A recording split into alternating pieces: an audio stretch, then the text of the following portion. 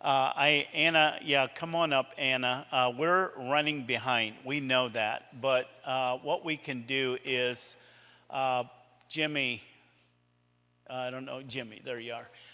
If nothing else, maybe we'll just push worship out and go on to the next one so we can stay. We'll see how it goes here. But Anna, Cassie, her rooting person. So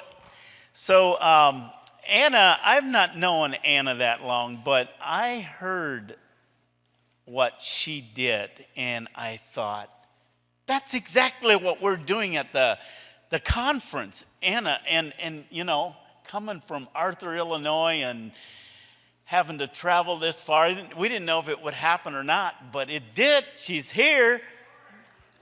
So tell us your story. Well, it's a great privilege to be here, and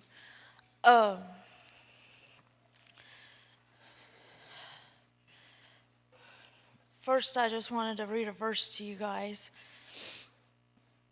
Okay, the first one is Jeremiah 29:11.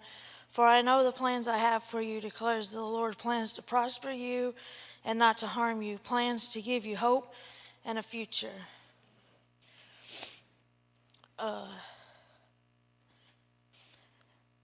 Stepping out of the boat, this is really stepping out of the boat for me because I'm not used to speaking. So my first time stepping out of the boat was probably when I made that leap of faith when I left the Amish. And that day did not go as I planned at all, but God had me. And when they were talking about sharing your darkest secrets, I don't think I've ever shared this, but I knew that when my parents were so determined to take me back home that day, someone stood up and said, that's enough, you guys need to leave. And I had already made up my mind, if I enter that home again, it's going to be the end. I'm done, something needs to change. And God saved me that day. And I don't know how many times biking home from the restaurant, every time a vehicle would pass by, it would be, you missed your chance, you know, just to end everything. And so I battled that. I never told anybody that. So as time went on and everything, I ended up getting married, and I have a husband and 3 boys, and they're all back home right now. And we ended up moving to Arthur for a while, and I thought, you know, that might help the family situations and stuff. It worked for a while, but we finally ended up moving to Indiana for about 2.5 years. And while I was over there, God started dealing with me about, if you move all the way over here, how are you going to pray for the Amish people? And I was like, I can do it when I get back home. And he was like, no, you're not going to do it. You know you're not going to do it. And I'm like, okay, you're right. And so things suddenly changed. We had to move. But in that time that I was over there, I think it was a healing process for me, because the first time I walked into Walmart, I felt that burden lift of not having that fear of, what are they going to say to me? What are they going to do to me? It was just a big burden lifted off of me that day. And as my friend Kathy here, she has a ministry called Running with Grace. And I've always wanted to reach out, find out more about it. So finally, one day I decided, she posted something on Facebook about it. Back in June, I didn't realize how much my day was going to change that day. And we got together, we talked, and I talked to her about how I want to pray through the Amish community. And nothing more was really said. I left her house that day, and she told me, she's like, I want to go with you. And I'm like, what? And she's like, I want to go with you. And I'm like, okay.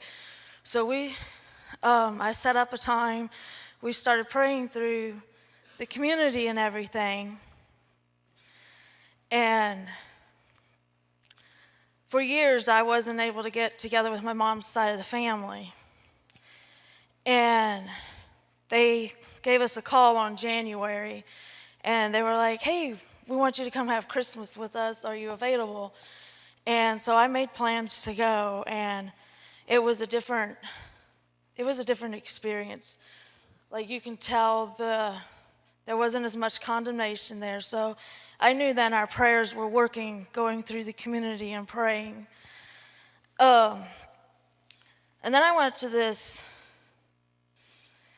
Bible study, and this lady was talking about how she went and prayed around this church 7 times. And I was thinking about that, and I was like, that's pretty cool. And then one day God was like, why don't you do that with the Amish community? I'm like, what? And he's like, why don't you do that with the Amish community? And I'm like, you're crazy. And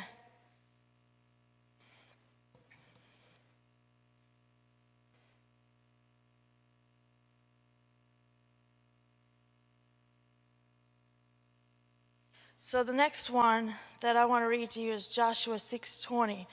Though it seemed foolish, Joshua followed God's instructions to the letter. When the people did finally shout, the massive walls collapsed instantly, and Israel won an easy victory. In fact, God had given them the city of Jericho to them before they even began to march around its walls. It was when the people of God, by faith, followed the commands of God, and the walls of Jericho fell down. So, my question is, what Jericho wall in your life needs to come down? And so through preparing this journey of praying for 7 days, I came up with every reason in the book why not to go. And so finally God was like, if you're not going to plan it, it's never going to happen. So I got my little calendar out, and I'm like, okay, figuring out when would be the best time to go. So I got with Kathy, and we're like, okay, this is the week we're going to go and everything else. So because I wanted to have enough time, we did this at the end of January. I wanted to have enough time that we'd be able to pray and fast and, seek the Lord in this. And so as I was fasting through this, and it was just amazing, the little things the enemy tried to bring at you. One of the things was, who do you think you are? Them Amish people, they know who you are. They remember you, and I'm like, you know what? I'm not even going to listen to that, because by God's strength and grace, I can do this. And so so I was down to okay, Lord, what time do you want us to go? And he told me, he's like, 5 o'clock. I'm like, why 5 o'clock? And he's like, look up what the number 5 means. And the number 5 is God's grace. And the number 7 is completion and unity. I'm like, okay. So we went out, we started our journey of praying through the Amish community. And there was 2 days that we weren't able to make it because of weather conditions. But we got on the phone, we started warfaring, and, did what we were supposed to do. And so on the 7th day rolled around. Before that, everybody, usually told me, there's no distance in the spirit.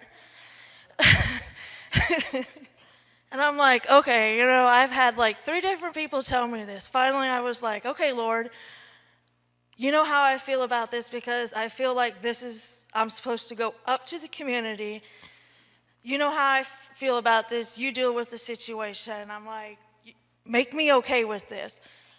And Friday when we had went up, and when we went through the community, we turned wherever we felt like God was telling us to go. We read scriptures, we praised, we worshiped. through that community and stuff. And so Friday night, we'd made the plans of, my son had a birthday party to go to. She had plans, and we're like, we're just going to call each other. We're going to do this. And God woke her up Saturday morning at 5 o'clock and said, you need to be up there to pray. I told her 7 days. And so we rearranged everything. Everything fell into place. I got a sitter for the boys because my husband was working at the time. And it was such an amazing day that day. We probably spent 2 hours or more up there in that community and just praising him and worshiping him. And she had on YouTube, the one where you can blow the horns and stuff. And we were doing that all the way through the community and everything else. So it was an amazing time. And so through all that, and the way we ended up here today was she was watching a YouTube video, and Breaking the Silence came on. After we got done with, I'll back up a little bit. After we got done praying through you, I was like, okay, Lord, I'm done now. I did my job.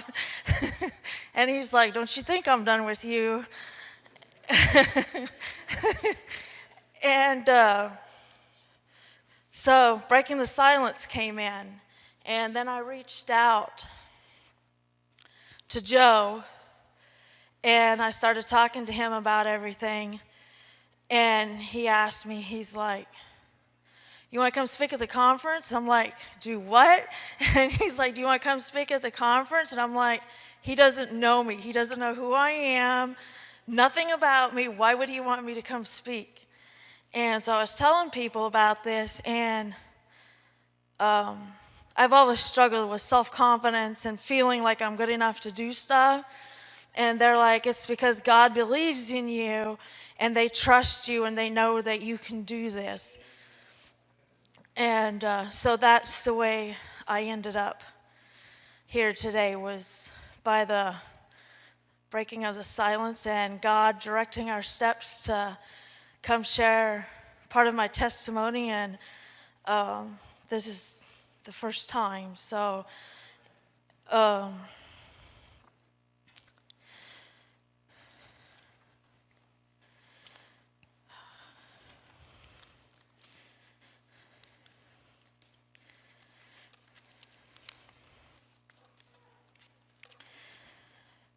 So something I felt like God was telling me to tell you guys was, you guys are my people, and you guys are set free.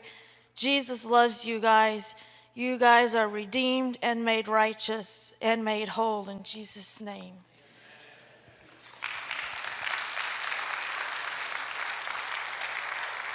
Stay right here. So the rest of the story, Jimmy, are we going to sing that song? Okay, we're going to sing a song. But before we do that, so after I got to know Anna, I got this call, or it was a message from a guy in Arthur, Illinois, who lived in the same community that Anna drove around and prayed over. And he said, are you the Joe that, I think he said was in Breaking the Silence, or the Joe that we read about in the Amish Voice? And I said, yes. And he said, I just need to talk. It was on a Sunday night. His name was Robert. Robert is 54 years old, as the same age that I am. And he said, Joe, I was a minister for 26 years in the Amish church. I preached for 26 years. But then somebody invited me to come to a Bible study. And so I went to that Bible study, and I learned so much. My eyes were opened up. And he said, and then I got saved. And then my wife, Treva, got saved. And 3 weeks ago, they went to the Amish church service for the last time. I said, Robert, do you realize all the you call it warfaring that was going on? I said, did you know there was a young lady named Anna who was driving around your community? and praying and fasting for the walls to come down. And it immediately, I just knew. I called Anna up. I said, Anna, the walls are actually coming down. They're coming down. So, With that story, I ended up calling somebody that I knew where Robert lived, and I'm like, does Robert still live at this place? And they're like, no, he moved and stuff. And I'm like, okay. So they explained to me where he moved. And I was like, well, that's really cool, because I don't think we necessarily drove by his house, but we were in that vicinity.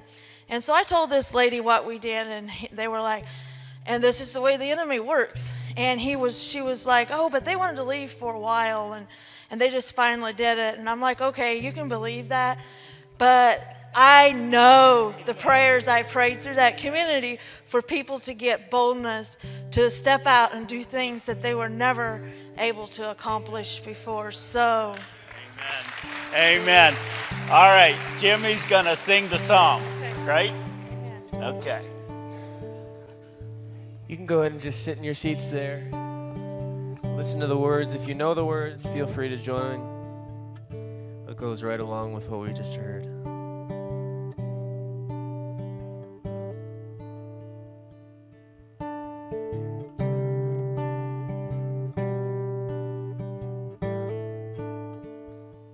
I've been stacking up the years I spent trading punches with the enemy. Built myself a double thick stone tower, lies higher than the eye can see. Trapped in my flesh and bones, crying out to you, Lord, I'm desperate. Love, come rattle this cage and set me free. All of my fears like Jericho walls gonna come down, come down. All of my fears like Jericho walls gonna come down, come down. My prison turns to ruin when your love moves in. All of my fears like Jericho walls gonna come down, come down.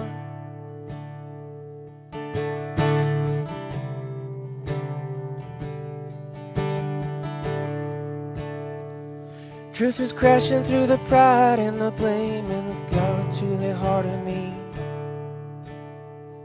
Long before I ever called your name, you were fighting for my victory. Carved in my flesh and bones, the wounds that have set my soul's forgiven. Oh, I can feel the darkness trembling. All of my fears like Jericho walls gonna come down, come down. All of my fears like Jericho walls gonna come down, come down. My prison turns to ruin when your love moves in. All of my fears like Jericho walls gonna come down, come down.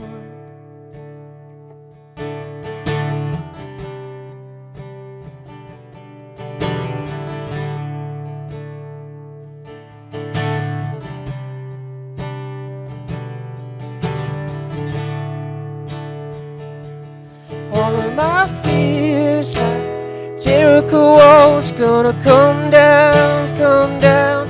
All of my fears like Jericho walls gonna come down, come down. My prison turns to ruin when your love moves in. All of my fears like Jericho walls gonna come down, come down. All of my fears gonna come down, come down. All of my fears gonna come down, come down.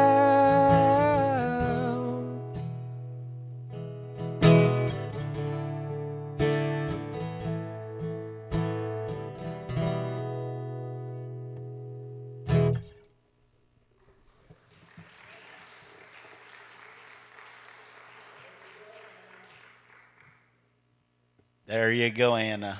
That was the song, wasn't it? Awesome. Jericho walls. Could they come down in our time, or was that just something that happened in Bible times? I believe the same God that brought those walls down in the Old Testament is going to bring them down if we let him. I think in America we've strayed. I'm just going to speak from my heart here. I believe in America we have strayed so far away and become so comfortable. And the reason we're not seeing walls come down is because we have played church for too many years. I don't know about you, but I'm about as sick of it as the younger generation is. The younger generation doesn't want to follow our footsteps. They've pretty much said, why would I go and sit there week after week and nothing happens? Why would I spend and waste my time believing in a God that really can't be touched or seen or felt or experienced? And I've just kind of got to that point where I said, I'm done. We're gonna do something. We have to do something. We have to step out of the boat, and we have to start walking by faith, and then we're going to see God do things like the God that we read about from long ago, and even in some other countries and in some other churches maybe. But that song is very powerful testimony. Thank you, Anna. I know that was hard for you to do, but you did a fantastic job.